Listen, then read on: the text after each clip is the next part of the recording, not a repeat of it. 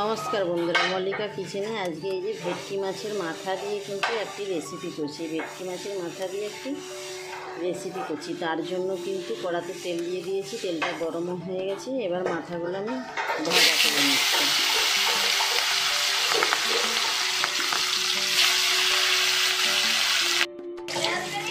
ভেটকি মাছের মাথাটা ভাজা হয়ে গেছে, এবার আমি নামিয়ে নিচ্ছি। এবার মাছ ভাজার তেলেই আমি 3টে শুকনো লঙ্কা, 1 চিমটে কালো জিরা, 1 চিমটে সাদা জিরা তেলের ফোড়ন দিয়ে দিলাম। এবারে কেটে রাখা একটা পেঁয়াজ দিয়ে দিলাম।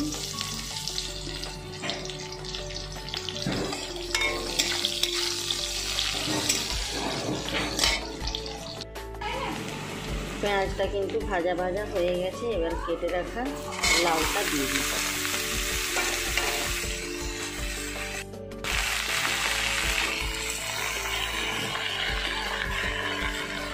একেবারে এক কড়া লাউ হয়ে গেছে, কিন্তু জোরে এইটুকু হয়ে যাবে। লাউটা কিন্তু জোরে অনেকটা কমে গেছে। এবার আন্দাজ মতো আমি হলুদের গুঁড়োটা দিয়ে দিলাম।